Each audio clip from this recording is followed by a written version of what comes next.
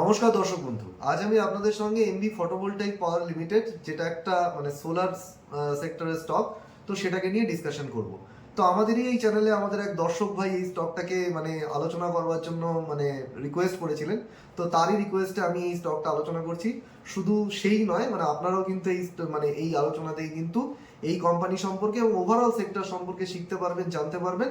এবং তার জন্য আমি রিকোয়েস্ট করব সবাইকে যে এখানে কি ধরনের অপরচুনিটি আছে, কি ধরনের রিস্ক আছে এবং ওভারঅল সেক্টরে কি অপরচুনিটি আছে সেটা জানার জন্য পুরো ভিডিওটা না কেটে দেখুন। তো প্রথমেই চলে আসি যে পার্টিকুলার কোম্পানি সম্পর্কে। তো আমার চ্যানেলে আমি বেশ কিছু অলরেডি বিভিন্ন সোলার সেক্টরের স্টক নিয়ে ডিসকাশন করেছি অলরেডি। তো এটাও কিন্তু হচ্ছে একটা কোম্পানি যারা কিন্তু সোলার মডিউল ম্যানুফ্যাকচার করে, সোলার প্যানেল ম্যানুফ্যাকচার করে। সোলার প্যানেলের সাথে সাথে তারা কিন্তু সোলার প্যানেল বানাতে গেলে যেটা মেন জিনিস লাগে সেটা কি লাগে, সোলার সেল। কারণ সোলার সেলকে জুড়েই তো সোলার মডিউল বানানো হয়। তো সেই সোলার সেলও কিন্তু তারা ম্যানুফ্যাকচার করে। তো এই কোম্পানিটা কিন্তু 100% ডোমেস্টিক ওরিয়েন্টেড কোম্পানি, তাদের পুরো ব্যবসাটাই কিন্তু তারা এই দেশে করে, ফরেনে তাদের কিন্তু কোনো বিজনেস নেই। এবার আমি যদি তাদের দেখি, এই যে আমরা বললাম যে মডিউল এবং সেল তারা এখানে ম্যানুফ্যাকচার করে, এখানে একটা জিনিস আমাদের বুঝতে হবে যে তারা যে মডিউলের জন্য লাগে কি, মডিউল ম্যানুফ্যাকচার করতে লাগে গেলে, মডিউল ম্যানুফ্যাকচার বা প্যানেল তৈরি করতে গেলে লাগে হচ্ছে সোলার সেল। এই সোলার সেলের 20% কিন্তু তারা নিজেরাই তৈরি করে, আর বাকি যে 80% সেটা তারা বিদেশ থেকে আমদানি করে। এবার যদি বলেন বিদেশে কোথা থেকে আমদানি করে, এই 80%-এর মধ্যে যদি আমি দেখি, মেজরিটি টোটাল 56% তারা চায়না থেকে আমদানি করে, বাকি 30% তারা ভিয়েতনাম এবং অন্যান্য কান্ট্রি থেকে তারা আমদানি করে। তো এই হচ্ছে তাদের মূল ব্যবসা। এবার যদি আমি কোম্পানির ওভারঅল পারফরমেন্সে চলে আসি, তো এই মুহূর্তে দেখবো তাদের সেলস গ্রোথ কিন্তু কোম্পানি ফেনোমেনাল এসছে। 116% কিন্তু তারা সেলস গ্রোথ করেছে, গত এক বছরে তাদের সেলস ডবলেরও বেশি কিন্তু বেড়ে গেছে, 25 সালের রেসপেক্টে 26 সালে। যদি আমি গত বছরের মার্চ কোয়ার্টার থেকে এই বছরের মার্চ কোয়ার্টার দেখি, তাহলে তাদের সেলস গ্রোথ এসছে কিন্তু 62%। এবার কথা হচ্ছে এই সেলস গ্রোথ কি কোথা থেকে এলো, এই যে এত হিউজ সেলস গ্রোথ কোম্পানি কোথা থেকে এলো? তো বেসিক্যালি হচ্ছে গত বছর তাদের হাতে যে হিউজ অর্ডার ছিল তার একটা ব্যাপক অংশ কিন্তু তারা কাজ শেষ করে তাদের ক্লায়েন্টের হাতে তুলে দিয়েছে। তো বেসিক্যালি যেহেতু তারা অর্ডার এক্সিকিউশন করেছে, সেখান থেকে তাদের সেলস গ্রোথ এসছে। এবং দ্বিতীয় আর একটা বিষয় হচ্ছে তাদের যে ক্যাপাসিটি ছিল, সেই ক্যাপাসিটির সঙ্গে কিন্তু এই মোটামুটি জানুয়ারি নাগাদ জানুয়ারি নাগাদ তারা কিন্তু নতুন ক্যাপাসিটি অ্যাড করেছে। সুতরাং সেই নতুন ক্যাপাসিটিতে যে প্রোডাকশন হয়েছে, সেই প্রোডাকশন থেকেও কিন্তু তাদের এতটা হিউজ সেলস গ্রোথ কিন্তু এসেছে। তো কোম্পানির ওভারঅল কিন্তু গাইডেন্স ছিল মোটামুটি আপনার গত বছরের গত বছরে তারা গাইডেন্স দিয়েছিল, ম্যানেজমেন্টের যদি আপনি ডিআরএইচপি পড়েন এখানে, তো গত বছর তো কোম্পানি এখানে লিস্টেড ছিল না, এই 5-6 মাস আগেই হচ্ছে আইপিওতে এসছে। তো বেসিক্যালি গত বছরের যে ম্যানেজমেন্টে যদি আপনি ডিআরএইচপি দেখেন, সেখানে তাদের মোটামুটি 4,400 কোটি টাকার মতো তারা গাইডেন্স দিয়েছিল, কিন্তু কোম্পানি কিন্তু 5,000 কোটি টাকার উপর কিন্তু রেভিনিউ কিন্তু তারা রিপোর্ট করেছে। অর্থাৎ তারা গাইডেন্সকে কিন্তু একটা বড় মার্জিনে কিন্তু বিট করে গেছে। তো এই হচ্ছে তাদের ওভারঅল সেলস গ্রোথ। এবার যদি আমরা কোম্পানির ইবিডা দেখি, অপারেটিং প্রফিট দেখি, কোম্পানির অপারেটিং প্রফিট কিন্তু ফুল ইয়ারে 140% গ্রোথ করেছে। কোম্পানি যা সেলস গ্রোথ এসছে তার থেকে কিন্তু তার অপারেটিং প্রফিটের গ্রোথ কিন্তু বেশি এসছে। অর্থাৎ কোম্পানি কিন্তু আমি বলতে পারি যে এখানে অপারেটিং লেভারেজ এসেছে কোম্পানির। সেকেন্ড হচ্ছে যদি আমরা দেখি ফুল ইয়ারে তাদের মার্জিন অপারেটিং প্রফিট কত গ্রোথ এসছে, 58%। এবার যেহেতু আমরা দেখতে পাচ্ছি এখানে অপারেটিং প্রফিটের গ্রোথ এসছে, সুতরাং এটা নিশ্চয়ই মার্জিনে রিফ্লেক্ট হবে। তো মার্জিনেও কিন্তু সেটা রিফ্লেক্ট হয়েছে। যদি আমি দেখি গত বছরের মার্চ কোয়ার্টার থেকে এই বছরের মার্চ কোয়ার্টারে মার্জিন বেড়ে 58% হয়েছে, যেটা গত বছরের মার্চ কোয়ার্টার ছিল 38%। এক বছরে 20% তারা কিন্তু মার্জিন বাড়িয়েছে। আর যদি ফুল ইয়ারে আমরা দেখি, তাদের মার্জিন হচ্ছে 31 থেকে বেড়ে 34% হয়েছে। ম্যানেজমেন্ট কিন্তু তাদের যে ইবিডা গাইডেন্স দিয়েছিল, আপনি যদি ডিআরএইচপি দেখেন, সেখানে তাদের ইবিডা গাইডেন্স ছিল 1450 থেকে 1550 কোটি টাকা। ম্যানেজমেন্ট কিন্তু সেটা রিচ করে গেছে এবং 1734 কোটি টাকা তাদের ইবিডা অপারেটিং প্রফিট কিন্তু তাদের এসছে। তার কোম্পানি কিন্তু তাদের ইবিডা গাইডেন্সও কিন্তু রিচ করে গেছে, এবং কোম্পানির যে মার্জিন গাইডেন্স ছিল ফুল ইয়ারে ম্যানেজমেন্ট বলেছিল 33 থেকে 35%-এর মধ্যে তাদের 26 সালের মার্জিন থাকবে। তো কোম্পানি কিন্তু 34% কিন্তু এখানে ইবিডা মার্জিন কিন্তু করেছে। তো আমরা দেখতে পাচ্ছি ফেনোমেনাল পারফরমেন্স। অর্থাৎ তারা যে গাইডেন্স দিয়েছিল তারা কিন্তু একদম রেভিনিউ ফ্রন্টে এবং তাদের মার্জিন ফ্রন্টে দুটোই কিন্তু তারা রিচ করে গেছে। এবার আমরা যদি দেখি, এবার হচ্ছে যেটা বলার হচ্ছে, এই যে মার্জিনটা বাড়লো, মার্জিন বাড়ার কারণ কি? কারণ আমরা জানি এই যে এই কোম্পানি কিন্তু মোটামুটি কিন্তু তাদের যে র ম্যাটেরিয়াল, বেশিরভাগ দেখবেন এই যে সোলার কোম্পানিগুলোর মানে সোলার সেল বানানোর জন্য যে সমস্ত ম্যাটেরিয়ালগুলো লাগে, কিছু কিছু ডেরিভেটিভ লাগে যেগুলো হচ্ছে আপনার মানে কি বলবো, আপনার হচ্ছে এই মানে কিছু কিছু জিনিস লাগে যেগুলো কিন্তু আপনার হচ্ছে ওই ক্রুড অয়েল থেকে আসে। কিন্তু বেসিক্যালি এই ক্রুড অয়েলের যে রিলেটেড যে দাম বেড়ে যাওয়া, মানে ক্রুড অয়েলের দাম বেড়ে যাওয়া কবে থেকে হলো, এই মার্চ কোয়ার্টারে, মার্চ মাসে যখন হচ্ছে আপনার এই মোটামুটি ইরান ইসরায়েলের যুদ্ধ শুরু হলো। তো ইরান ইসরায়েলের যুদ্ধ শুরু হওয়ার অনেক আগেই কিন্তু তাদের সমস্ত র ম্যাটেরিয়াল কিনে রাখা ছিল। তো সুতরাং র ম্যাটেরিয়াল ফ্রন্টে কিন্তু কোনো তাদের সমস্যা হয়নি, এবং বেসিক্যালি মিডল ইস্টের সঙ্গে তাদের বিজনেসের পার্টিকুলার কিন্তু সেভাবে কোনো যোগাযোগ নেই। তো এর জন্য কিন্তু কোম্পানি কিন্তু তাদের মার্জিন কিন্তু বাড়াতে পেরেছে। এবার যদি আমরা চলে আসি বটম লাইন, কোম্পানির প্রফিট যদি দেখি, মানে নেট প্রফিট, আমরা এর আগে অপারেটিং প্রফিট বললাম, নেট প্রফিট এই গত এক বছরে কিন্তু আমরা দেখবো যে মানে গত বছর যা ছিল তার থেকে দ্বিগুণ হয়েছে। এবং কোম্পানির যদি আমরা ফুল ইয়ারে মার্জিন দেখি, গত বছর 16% মার্জিন ছিল, সেটা বেড়ে হয়ে গেছে 21%। সিমিলারলি আপনি যদি Q4 দেখেন তাহলে কিন্তু আপনার 89% কিন্তু প্যাট গ্রোথ এসছে, এবং প্যাট মার্জিন কিন্তু 19 থেকে বেড়ে 23% হয়েছে। এবার এখানে একটা জিনিস দেখতে পাচ্ছেন যে অপারেটিং প্রফিট বা অপারেটিং লেভেলে যে মার্জিন রয়েছে তার থেকে কিন্তু প্যাট মার্জিন কিন্তু আরো বেশি বেড়েছে। তার কারণ হচ্ছে কোম্পানি আইপিও থেকে যে ফান্ড রেজ করেছিল, সেই ফান্ড থেকে কিন্তু মানে ফান্ড রেজ করার মূল উদ্দেশ্যই ছিল যে তারা তাদের যে সমস্ত প্রজেক্ট বা তাদের যে ক্যাপাসিটি তারা বাড়াবে তার জন্য মানে খরচা করা, প্লাস তাদের যে এক্সিস্টিং লোন ছিল ব্যালেন্স শিটে সেই লোনটাকে শোধ করা। তো তারা কিন্তু হিউজ পরিমাণে কিন্তু তাদের ব্যালেন্স শিটে যে লোন ছিল সেটা শোধ করে দিয়েছে। যেহেতু তাদের লোন কমে গেছে, সুতরাং তাদের কি হয়েছে, ইন্টারেস্ট যে কস্ট, মানে যে লোনের জন্য যে তারা যে ইন্টারেস্ট দেয় সেই ইন্টারেস্ট কস্ট কিন্তু কমে গেছে। ফলে ওভারঅল দেখতে পাচ্ছি আমরা কিন্তু প্যাটে কিন্তু মানে নেট প্রফিট বা বটম লাইনে কিন্তু অপারেটিং প্রফিটের থেকেও কিন্তু বা অপারেটিং লেভেলের থেকে কিন্তু বেশি কিন্তু গ্রোথ এসছে। তো এই হচ্ছে কোম্পানির ওভারঅল হচ্ছে পারফরমেন্স। তো কোম্পানি আমরা দেখলাম কোম্পানির যে গাইডেন্স ছিল সেগুলো কিন্তু তারা রিচ করে গেছে, ইন টার্মস অফ রেভিনিউ বলুন, ইন টার্মস অফ মার্জিন বলুন, সব কিন্তু মানে ওভারঅল সবকিছু কিন্তু ঠিকঠাক আছে, রিচ করে গেছে। এবার হচ্ছে এটা তো গেল পাস্ট, এবার আমাদের দেখতে হবে আগামী দিনে কি হতে চলেছে, মানে আগামী দিনের জন্য কোম্পানির ম্যানেজমেন্ট কি গাইডেন্স এখানে দিয়েছে রেভিনিউ গ্রোথের। তো কোম্পানির ম্যানেজমেন্ট কিন্তু এখানে সরাসরি রেভিনিউ গ্রোথের কোনো গাইডেন্স দেয়নি। তো রেভিনিউ গ্রোথের যেহেতু গাইডেন্স দেয়নি, তো সুতরাং আমি রেভিনিউ গ্রোথ কি এখানে ক্যালকুলেট করতে পারবো না?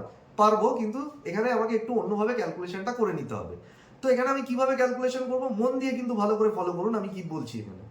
তো এখানে আমরা ক্যালকুলেশন করব কোম্পানির অর্ডার বুক যেটা রয়েছে, সেখান থেকে আমরা আগামী দিনে রেভিনিউ গ্রোথ ক্যালকুলেশন করব। তো এই মুহূর্তে যদি আপনি কোম্পানির অর্ডার বুক দেখেন, তাহলে হচ্ছে 9.4 গিগাওয়াট হচ্ছে তাদের অর্ডার বুক রয়েছে। গত বছরের থেকে কিন্তু এই বছরে মানে অর্ডার বুক কিন্তু অনেকটাই কিন্তু মানে হিউজ জাম্প, মানে অর্ডার বুক অনেকটাই তাদের বেড়ে গেছে। গত বছরে মোটামুটি ধরুন 5 গিগাওয়াটের কাছাকাছি অর্ডার বুক ছিল, সেটা বেড়ে কত হয়েছে 9.4 গিগাওয়াট। এইবার এই যে পার্টিকুলার কোয়ার্টার, মানে হচ্ছে আপনার এই মার্চ কোয়ার্টারে তাদের 1.27 গিগাওয়াটের কিন্তু অর্ডার এসছে। এইবার এই যে 9.4 গিগাওয়াট, যে কোনো মানে এই কোম্পানির ম্যানেজমেন্ট বলছে যে তাদের মানে মোটামুটি একটা অর্ডার এক্সিকিউশন করতে সময় লাগে হচ্ছে মোটামুটি 1 থেকে 1.5 বছর। এইবার এই যে 1 থেকে 1.5 বছরে তাদের সময় লাগছে অর্ডার এক্সিকিউশন করতে, সেখান থেকে আমাকে দেখতে হবে যে এই যে 9.4 গিগাওয়াট তাদের হাতে অর্ডার আছে, তার কতটা তারা লাস্ট মানে নেক্সট 1 বছর এক্সিকিউশন করতে পারবে। এবং একটা জিনিস মাথায় রাখবেন, অর্ডার এক্সিকিউশন করতে গেলে তার হাতে কি লাগে, ক্যাপাসিটি। কিন্তু কথা হচ্ছে কখনো কি একটা সোলার মডিউল, ধরুন আপনার যতটা ক্যাপাসিটি আছে 100% ক্যাপাসিটি কি আপনি ফুল ইউটিলাইজ করতে পারবেন? পারবেন না। ম্যাক্সিমাম একটা সোলার মডিউল আপনি 60-65%ই ম্যাক্সিমাম ইউটিলাইজেশন করতে পারবেন।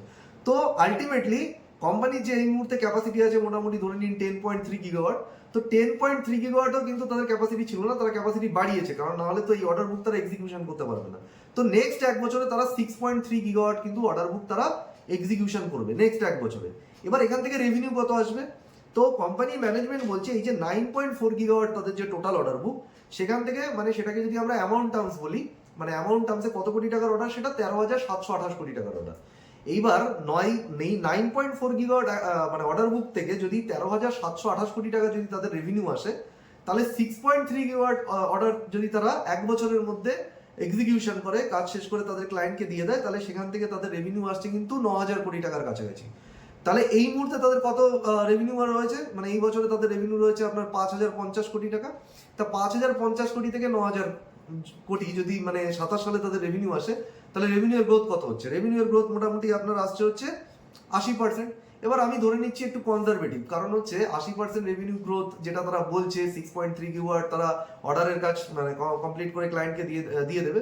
তো ধরে নিচ্ছি টাকাটা তাদের সাথে সাথে আসলো না, বা ধরে নিচ্ছি কাজটা কোনো কারণে ডিলে হয়ে গেল, তো সেখানে আমরা এখানে একটু মানে কনজারভেটিভলি ধরে নিচ্ছি 8,000 কোটি টাকা তাদের রেভিনিউ আসবে। তাহলে 5,000 থেকে যদি 8,000 কোটি যদি আমি গ্রোথ মানে ক্যালকুলেশন করি, কত গ্রোথ আসছে? আপনার গ্রোথ আসছে হচ্ছে মোটামুটি 60%। তার মানে 8,000 কোটি টাকা যদি তাদের রেভিনিউ হয় 60% গ্রোথ, আর যদি 9,000 কোটি টাকা গ্রোথ রেভিনিউ আসে তাদের গ্রোথ রেট হচ্ছে কত? আপনার হচ্ছে 80%। মানে 60 থেকে 80% রেটে কিন্তু কোম্পানি আগামী 1 বছরে কিন্তু তাদের রেভিনিউ গ্রোথ কিন্তু আসতে চলেছে।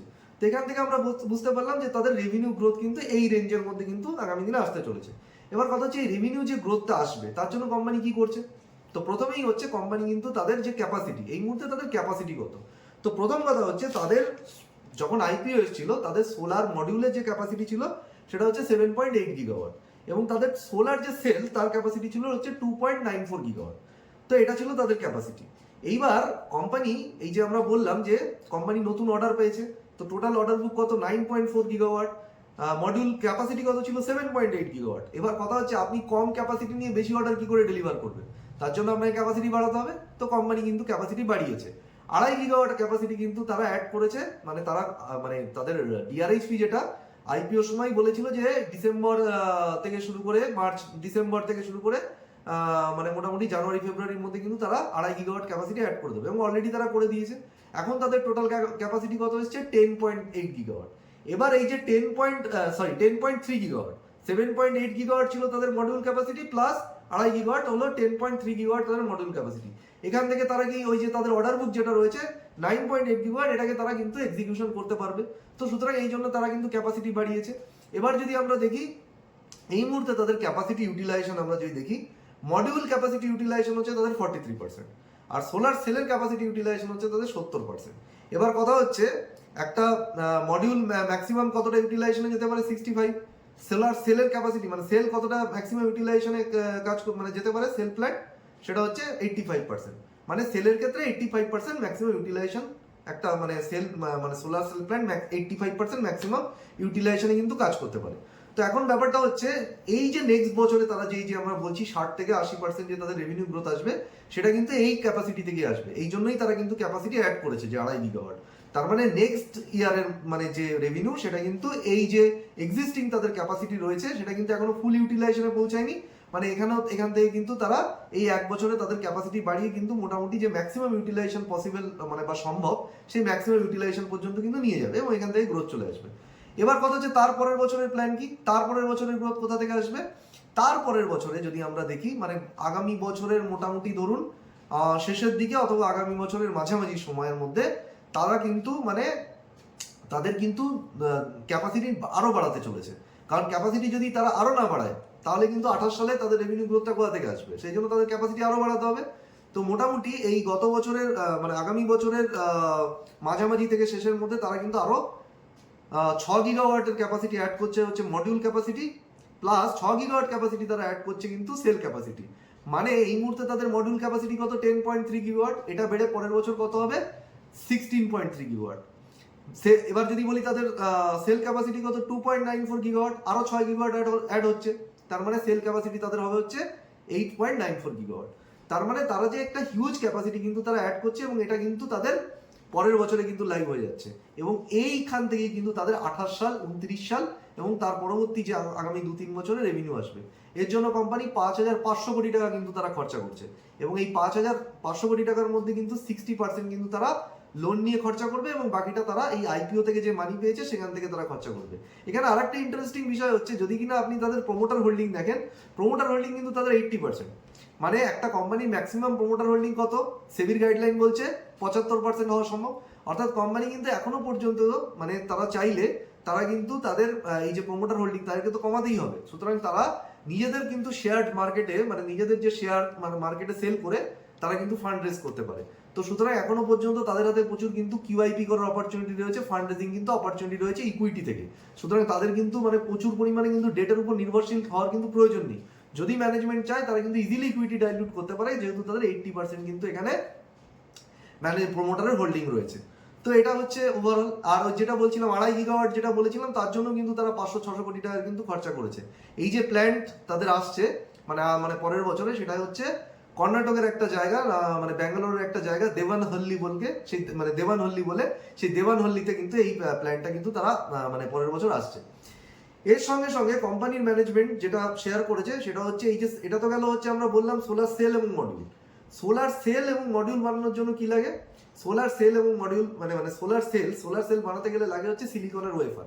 তো সিলিকনের যে ইনগট হয়, যে মন্ড হয়, সেটাকে কেটে কেটে স্লাইস করে কিন্তু সোলার মানে সেল তৈরি হয়।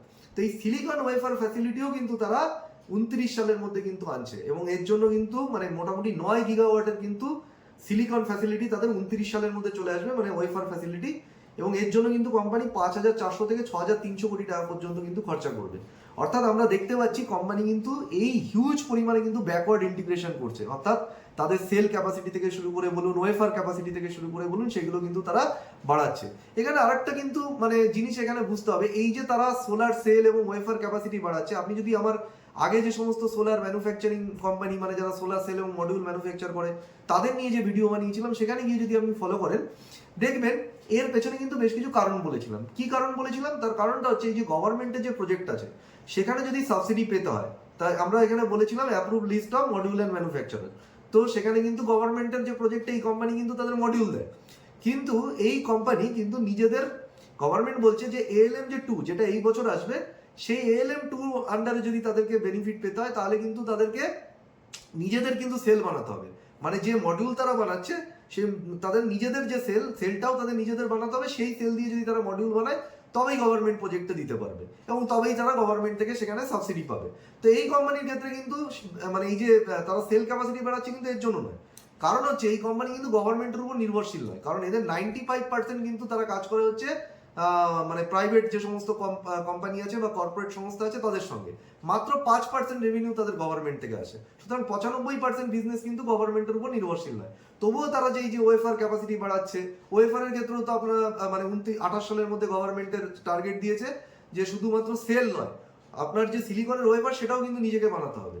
তো তার জন্য টার্গেট দিচ্ছে, কিন্তু এই কোম্পানির ক্ষেত্রে কিন্তু এই কারণে যে তারা ওয়েফার ক্যাপাসিটি এবং সেল ক্যাপাসিটি বাড়াচ্ছে সেটা নয়, এদের মেন কারণ হচ্ছে যাতে ব্যাকওয়ার্ড ইন্টিগ্রেশন মানে নিজেরা যদি তারা ম্যানুফ্যাকচার করে আলটিমেটলি কি হবে, আলটিমেটলি কিন্তু তাদের খরচ কম হবে, বাইরে থেকে তাদের আনতে গিয়ে কিন্তু খরচা অনেক বেশি পড়ে যায়। নিজেরা যদি মানে এরা নিজেরা বানিয়ে নিতে পারে তাহলে কিন্তু তাদের নিজেদের মার্জিনটাকে তারা ধরে রাখতে পারবে, মার্জিনকে প্রোটেকশন করতে পারবে।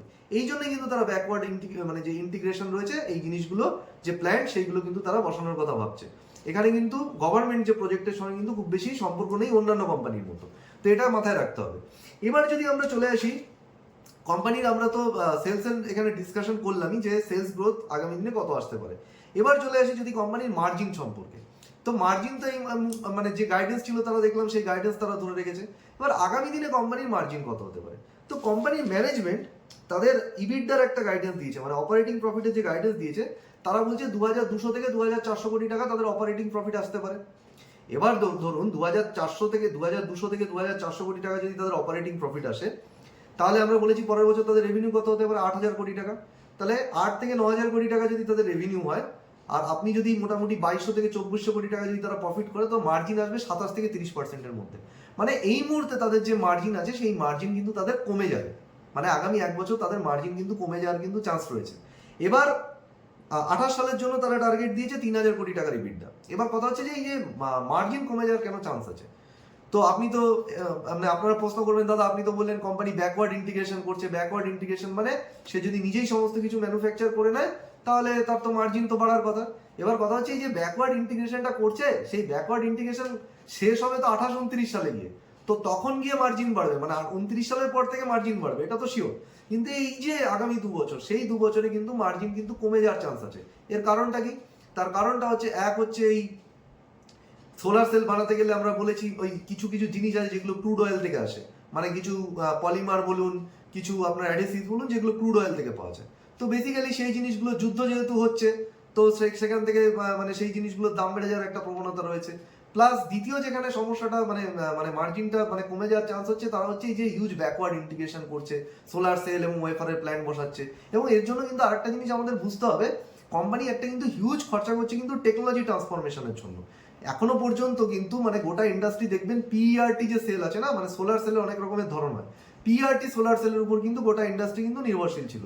এই যে সেল আছে মানে পিইআরটি বলুন বা পিইআরসি বলুন, এটা একটা মানে ধরুন ওই যে সোলার প্যানেল আছে, মানে ওই মানে পিইআরটি সেল দিয়ে যদি সোলার প্যানেল বানানো হয়, তো যখন সূর্যের আলো ওই প্যানেলের উপর এসে পড়ে তখন মোটামুটি ধরুন মানে যতটা সূর্যের আলো পড়ে তার থেকে মোটামুটি 20%, 18-19% কিন্তু ম্যাক্সিমাম কিন্তু পাওয়ার জেনারেশন করতে পারে। মানে সোলার যে মানে রেটা মানে প্যানেলে এসে পড়ে তার পাওয়ার কনভার্সন ক্যাপাসিটি কিন্তু 18-19%। তো গভর্নমেন্ট এটাকে বাড়াতে চায়, এই জন্য কিন্তু বিভিন্ন কোম্পানি, আমরা এর আগের আলোচনাতেও দেখেছি, তারা কিন্তু টপকন টেকনোলজির দিকে শিফট করছে। এই টপকন টেকনোলজির দিকে শিফট করার কারণ হচ্ছে টপকন টেকনোলজির কিন্তু পাওয়ার কনভার্সন রেট কিন্তু বেশি। অর্থাৎ টপকন টেকনোলজি দিয়ে যদি কোনো সেল তৈরি হয় তাহলে কি হবে, সোলার পাওয়ার যখন সেখানে পড়বে সেই সোলার পাওয়ার থেকে মানে সেই সোলার মানে যখন সূর্যের আলো প্যানেলে এসে পড়বে প্যানেল কিন্তু বেশি পরিমাণে পাওয়ার জেনারেশন করতে পারবে, মানে বেশি পাওয়ার কনভার্ট করতে পারবে সূর্যের আলো থেকে। তো বেসিক্যালি এইখানে মানে এই কারণেই কিন্তু মানে টপকন সেলের জন্য কিন্তু সমস্ত মানে যে মানে কোম্পানি রয়েছে তারা কিন্তু টপকন সেল প্রোডাকশন করছে। এই যে হিউজ যে মানে আগামী দিনে আমরা যে বললাম যে 6 গিগাওয়াট সেল ক্যাপাসিটি আসবে তার পুরোটাই কিন্তু টপকন সেল তারা বানাবে। সুতরাং টপকন সেল বানাতে কিন্তু তাদের খরচাও কিন্তু বেশি হবে। এটা গেল এক। সেকেন্ড যেটা হচ্ছে, এতদিন পর্যন্ত আমরা জানি যে সূর্যের আলো যেটা এসে মানে প্যানেলের উপর পড়ে সেটা মানে সেখান থেকে পাওয়ার জেনারেশন হয়। এবার এই যে প্যানেলের যে পেছন দিক সেখানেও কিন্তু সেল থাকে, তো সেখান থেকেও কিন্তু পাওয়ার জেনারেশন করা সম্ভব। কিভাবে?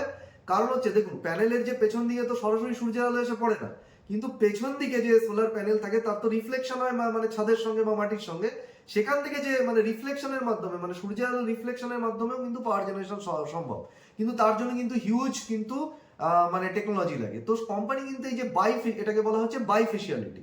তো বেসিক্যালি হচ্ছে এই বাইফেশিয়াল যে সেল মানে যেখানে মানে সেলের মানে বাইফেশিয়াল সেল মানে হচ্ছে মানে বাইফেশিয়াল সেল দিয়ে যখন মানে মডিউল বানাবে তখন কিন্তু মডিউলের যে দুটো দিক, সামনের দিক এবং পেছন দিক, দুদিক থেকেই পাওয়ার জেনারেশন সম্ভব হবে। তো এর জন্য খরচা করছে। প্লাস আমরা বললাম যে পুরো যে টেকনোলজি ট্রান্সফরমেশন হচ্ছে এর জন্য কিন্তু কোম্পানি কিন্তু হিউজ কিন্তু খরচা হচ্ছে। এর জন্য কিন্তু নিয়ার টার্মে আমরা দেখতে পাচ্ছি কোম্পানি কিন্তু মার্জিন কিন্তু এখান থেকে আরো পড়ে যাওয়ার চান্স আছে। কিন্তু লং টার্মে যখন আমরা দেখবো এই সমস্ত টেকনোলজি ট্রান্সফরমেশন যখন কমপ্লিট হয়ে যাবে কোম্পানি কিন্তু এখান থেকে মার্জিন বেড়ে যাবে। কিন্তু নেক্সট 1-2 বছরে মার্জিন কিন্তু প্রেসার থাকবে। ম্যানেজমেন্ট কিন্তু ইনডাইরেক্টলি যে গাইডেন্স দিয়েছে প্রফিটের সেটাই কিন্তু রিফ্লেক্ট করছে। এবার যদি আমরা চলে আসি, এটা তো গেল মানে যেটা যদি আমরা এবার এখান থেকে যদি মানে অপরচুনিটি এবং রিস্ক বুঝতে চাই, দেখুন এটা নিয়ে কোনো মানে সন্দেহ নেই যে সেক্টরে কিন্তু হিউজ অপরচুনিটি আছে। তার কারণ হচ্ছে গভর্নমেন্ট, আমরা জানি যে ট্র্যাডিশনাল যে আমাদের পাওয়ার সেটা হচ্ছে কোলের পরিমাণ কমে যাচ্ছে, প্লাস কয়লা থেকে যে পাওয়ার জেনারেশন হয় সেখানে কিন্তু প্রচুর পরিমাণে পরিবেশ দূষণ হয়। তো সেই কারণে কিন্তু গভর্নমেন্ট কিন্তু রিনিউয়েবল এনার্জির উপর ফোকাস করছে। রিনিউয়েবল এনার্জি মানে সোলার থেকে উইন্ড থেকে শুরু করে সব, এবং ভারতবর্ষে সব থেকে বেশি ফোকাস কিন্তু সোলারের উপরই করছে। তো 500 গিগাওয়াট যে টার্গেট আছে গভর্নমেন্টের রিনিউয়েবল এনার্জি টার্গেট 2030 সালে, তার মধ্যে 280 গিগাওয়াট তো সোলারই হবে। তো সুতরাং এখানে অপরচুনিটি আছে, অপরচুনিটি নিয়ে কিন্তু কোনো সন্দেহ নেই। এবং আমরা দেখতে পাচ্ছি এই কোম্পানি যা যা কাজ করছে তারা কিন্তু অপরচুনিটি সেখান থেকে পাবে। কিন্তু সব থেকে বড় কথা হচ্ছে অপরচুনিটির সাথে সাথে কিন্তু রিস্কও প্রচুর রয়েছে। তার কারণ হচ্ছে সব থেকে বড় রিস্ক হচ্ছে এই ফিল্ডে প্রচুর কম্পিটিশন। বড় বড় যত কোম্পানি আছে আপনি দেখবেন, টাটা থেকে শুরু করে আদানি থেকে শুরু করে সবাই এই ফিল্ডে চলে এসেছে, সবাই এখন সেল এবং মডিউল বানাচ্ছে। ফলে এখান থেকে কিন্তু একটা হিউজ কম্পিটিশন আসছে। কম্পিটিশনের ফলে কি হবে, প্রাইসিং প্রেসার তৈরি হতে পারে। মানে ধরুন আজকে বড় কোম্পানি হয়তো তার ক্লায়েন্টকে যত মানে কম মার্জিনে কাজ করে দিতে পারবে, এই কোম্পানি তো সেই মার্জিনে দিলে তার প্রফিট হবে না, কিন্তু দেখা গেল কম্পিটিশনের জন্য সে করতে বাধ্য হলো। তো সেখান থেকে কিন্তু তার মার্জিন প্রেসার চলে আসতে পারে। প্লাস যেটা মানে আমরা যেটা বললাম সেটা হচ্ছে যে এখনো পর্যন্ত তারা সমস্ত কিন্তু এই যে সেল বেশিরভাগটা কিন্তু এখনো তারা চায়না থেকে আনে। এবার ধরুন গভর্নমেন্ট ধরুন একটা পুরো রুল বানিয়ে দিল যে চায়না থেকে তুমি সেলই আনতে পারবে না, বা চায়নার গভর্নমেন্ট ধরুন কিছু পলিসি এনে নিল যে যেখানে যে না ইন্ডিয়াকে তারা সোলার সেল সাপ্লাই করবে না। তো ইন্ডিয়ার গভর্নমেন্ট বলতে পারে যে না আমরা চাইনিজ সেল এখানে অ্যালাউ করবো না, চায়নার গভর্নমেন্ট বলতে পারে আমরা ইন্ডিয়াকে সাপ্লাই করবো না সেল। তো ফলে সেখান থেকেও কিন্তু একটা রিস্ক আসতে পারে। তো এখন পর্যন্ত তারা তো আমরা দেখেছি তাদের নিজেদের 20% মানে যে সেল আছে নিজেরা বানায়, কিন্তু 80% কিন্তু এখানে ডিপেন্ডেন্ট, যেটা কিন্তু আমাদেরকে বুঝতে হবে। 3 নম্বর রিস্ক যেটা হচ্ছে ইন্ডাস্ট্রি যদি দেখেন 150 গিগাওয়াট, মানে যেটা খুব ইম্পর্টেন্ট একটা তথ্য, 150 গিগাওয়াট কিন্তু বছরে মানে সারা বছরে সমস্ত ভারতের যত কোম্পানি আছে মিলে কিন্তু সোলার প্যানেল বানায়। কিন্তু সোলার প্যানেলের বছরে ডিমান্ড কত জানেন? সোলার প্যানেলের ডিমান্ড হচ্ছে মাত্র 40 থেকে 50 গিগাওয়াট। তার মানে এই যে হিউজ পরিমাণ, যা ডিমান্ড আছে তার থেকে সাপ্লাই বেশি। তো যখন ডিমান্ডের থেকে সাপ্লাই বেশি হয় তখন কিন্তু সবাই কি করে, কম দামে বেচতে থাকে। মানে ব্যাপারটা হচ্ছে ওভার সাপ্লাইয়ের জন্য সমস্যাটা যেটা হয় সেটা হচ্ছে মানে কোম্পানির কিন্তু মানে মার্জিন কিন্তু পড়ে যায়। তো এটা একটা বিশাল বড় রিস্ক। এবং এখানে আরেকটা জিনিস বুঝতে হবে, এই কোম্পানির কিন্তু ফরেনে কোনো ব্যবসা নেই। এক্সপোর্টে যদি ব্যবসা থাকতো তাহলে বুঝতাম যে না একটা পোর্শন তারা এক্সপোর্ট করতে পারতো, যেমন ওয়ারি করে, ওয়ারি এনার্জি কিন্তু আমেরিকাতে এক্সপোর্ট করে, এই কোম্পানি কিন্তু মানে ইউরোপ আমেরিকাতে এক্সপোর্ট করে না, পুরোটাই কিন্তু ইন্ডিয়ার উপর নির্ভরশীল। সুতরাং কিন্তু এদের কিন্তু এক্সপোর্ট অপরচুনিটিও নেই যে এক্সট্রা যদি আজকে যদি কোনো কারণে তারা ভারতের থেকে যদি ডিমান্ড মানে অর্ডার না পায় যে তারা এক্সপোর্ট করবে, সেই অপরচুনিটিও তাদের নেই। এক্সপোর্টে কিন্তু অনেক কিছু রিস্ক আছে, কারণ ডোনাল্ড ট্রাম্প সরকার আমরা দেখেছি 126% কাউন্টার ভেলিং ডিউটি চাইছে, যে ইন্ডিয়া থেকে সেল যদি বানিয়ে আমেরিকা থেকেও যদি মানে সেখানে ইম্পোর্ট করে মানে এক্সপোর্ট করে তার উপর 126% তারিফ চাপিয়ে দিচ্ছে। কিন্তু সেখানে মানে আমরা যেটা বলতে চাইছি যে কিছু অপরচুনিটি আছে, কিছু রিস্কও আছে, কিন্তু এই কোম্পানি যেহেতু সেটা নেই। প্লাস হচ্ছে আমরা দেখেছি এখন কিন্তু ব্যাটারি এনার্জি স্টোরেজ সিস্টেমে সব কোম্পানি কিন্তু মোটামুটি ব্যাটারি এনার্জি স্টোরেজ সিস্টেমের কিন্তু ক্যাপাসিটিতে ঢুকছে। এই কোম্পানির কিন্তু এখনো পর্যন্ত ব্যাটারি এনার্জি স্টোরেজ সিস্টেম নিয়ে কিন্তু সেরকম কোনো পরিকল্পনা কিন্তু আমরা তাদের ম্যানেজমেন্টের কাছ থেকে কিন্তু পাইনি। তো এই হচ্ছে মানে কোম্পানির কিন্তু ওভারঅল কিন্তু মানে কোম্পানির সামনে কিন্তু রিস্কও রয়েছে। তো এখানে যদি আমি দেখি মানে মেন যে রিস্ক সেটা হচ্ছে এই সেক্টরে হচ্ছে কম্পিটিশন, হিউজ কম্পিটিশন, এবং তার সাথে সাথে আমরা যেটা বললাম সেটা হচ্ছে প্রচুর মানে প্লেয়ার এসে গেছে, এবং প্রচুর প্লেয়ার এসে যাওয়ায় কিন্তু এখানে কিন্তু হিউজ কিন্তু একটা মানে মানে কি বলবো কম্পিটিশনের জন্য কিন্তু মানে মার্জিন কিন্তু এখানে কিন্তু কমে যাওয়ার কিন্তু চান্স রয়েছে। এবার যদি আমরা কোম্পানির লাস্ট যে পয়েন্টে আসবো সেটা হচ্ছে ওয়ার্কিং ক্যাপিটাল। তো কোম্পানি যেটা মানে ধরুন প্রফিট আছে 1000 কোটি টাকা যদি তাদের প্রফিট থাকে, মোটামুটি কিন্তু একটা 20% মতো কিন্তু তাদের ক্যাশ ফ্লোতে কনভার্সন হচ্ছে, কিন্তু এখানে কিন্তু ফ্রি ক্যাশ ফ্লো নেগেটিভ। কারণ হচ্ছে আমরা কোম্পানি যখনই কোনো কোম্পানি আইপিওতে আসে এবং সে তার গ্রোয়িং ফেজে থাকে, তো সেখানে ফ্রি ক্যাশ ফ্লো কিন্তু মোটামুটি নেগেটিভ থাকে। এটা নিয়ে ঘাবড়ানোর কোনো কারণ নেই। কোম্পানির যে ডেট আছে, কোম্পানি কিন্তু আইপিওর টাকা দিয়ে কিন্তু তাদের ডেট অনেকটাই কিন্তু কমিয়ে ফেলেছে।